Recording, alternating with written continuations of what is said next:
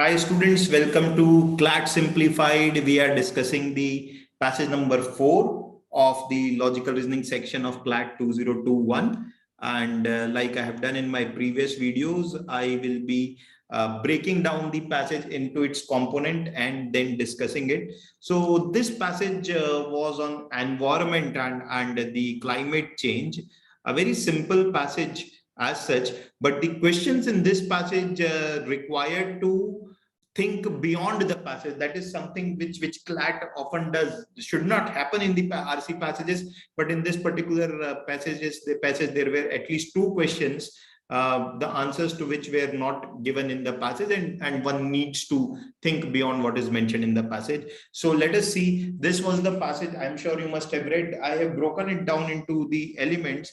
The content of the passage is the climate change. It is about climate change, and the things in green are author's opinion. So he straight away starts with Asia is at the front line of climate change. So this, how do we know that whether Asia is at front line? This is author's opinion. Asia is at the front line of climate change, and then he explains why he believes so. So this lines in blue are explanation of the opinion given by the author. So he explains that extreme heat in India, Pakistan, and Bangladesh, wildfires in Australia, typhoons in Japan are real and present dangers and are likely to become more frequent as climate change intensifies.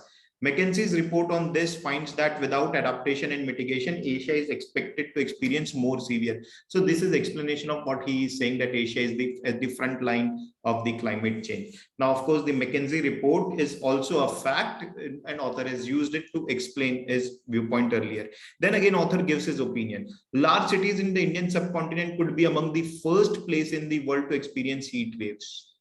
Okay. Just as information system and cybersecurity have become integrated into corporate and public sector decision making, climate change will also need to feature as a major factor in decision. So this is again author's opinion. And things in yellow, they are facts, again used as premise to support his opinion. So if you read, climate science tells us that some amount of warming over the next decade is already locked in due to past emissions, and temperature will continue to rise. India anticipates a significant infrastructure build over the next decade. So these are all factual points which he has given to support that India might be the first place, Indian subcontinent might be the first place to face the heat waves. Then in the green again comes his opinion. Robust regulation and around outdoor work could significantly reduce the economic risk.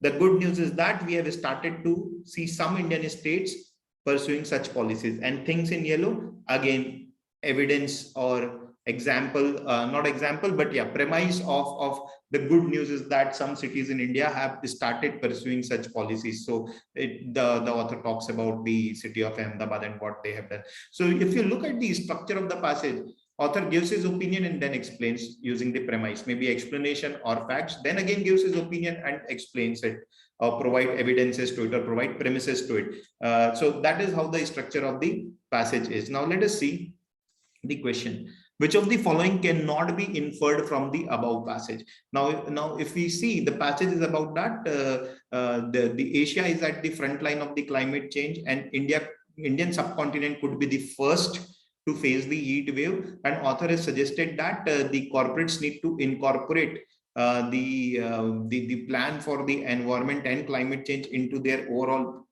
policies, and robust regulations are required. So these are his views. So let us see. It is imperative to lessen our vulnerability to harmful effects of climate change. Now, not directly given, but yeah, the passage is about this, that we need to take care about the vulnerability that climate change is bringing. Increase in mitigation strategies will eventually lead to an increase in pollutants. Look at this. This is opposite of what author has said. So answer has to be B. He has said that we need mitigation policies. See here.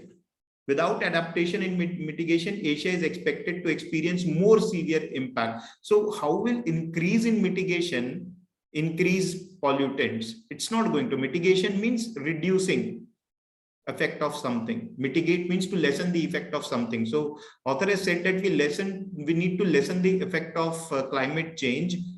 So if we do that, how will be there increase in pollutant. So this is completely opposite of what is being mentioned. Hence answer is B.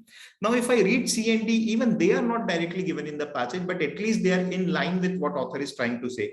B is completely opposite and hence it should be the answer. Second, consider the following statement. The impact of increasing heat is more on the ones who are economically poor and engaged in outdoor employment. This is given in the passage here.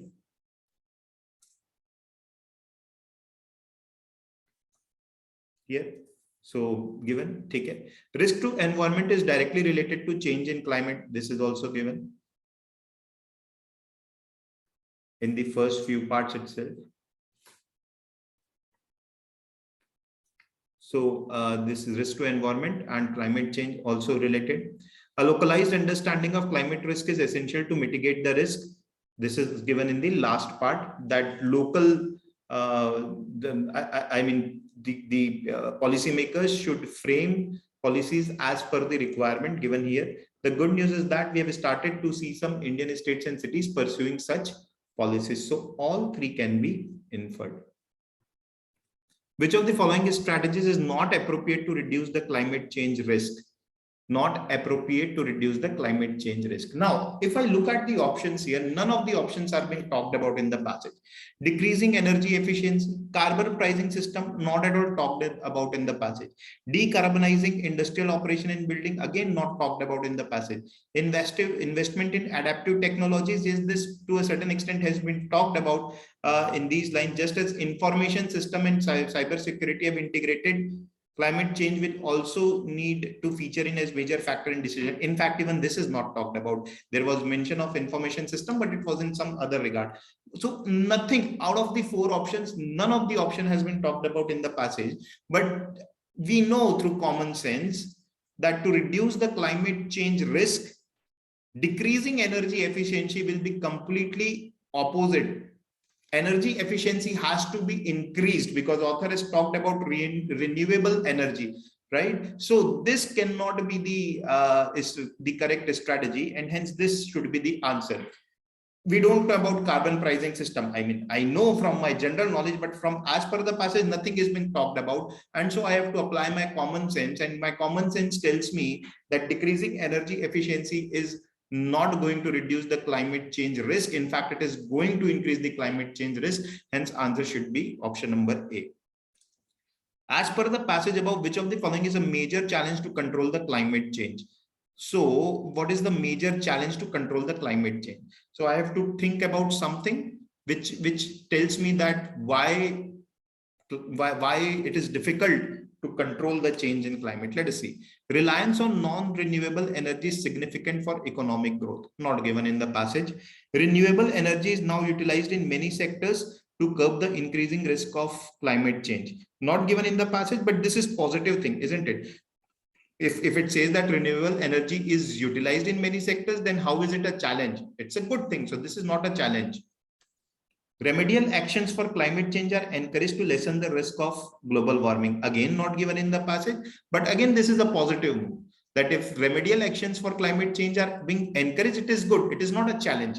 Regulated industrialization keeps a balance between growth and environment. Again, a balanced thing. If there is a regulated industrialization, then it is not a challenge. So even this cannot be the answer. So once again, none of the four was given in the passage, but option number A is an option that tells me that this could be the answer, because this is against the theme of what is being discussed. This is a challenge, that if we are reliant on non-renewable energy for economic growth, then climate change risk or controlling the climate change will become difficult.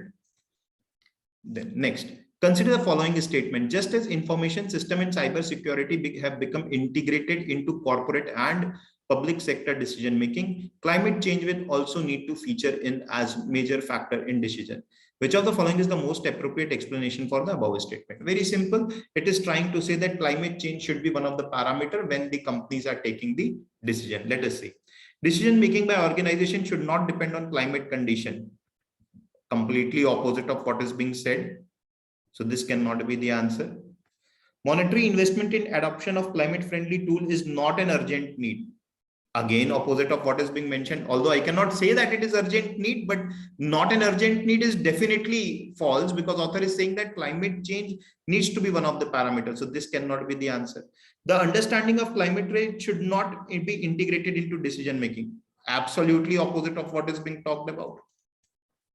D, organizations must incorporate climate risk. Yes, this is talked about. Build the necessary infrastructural capabilities and tools to diagnose risk.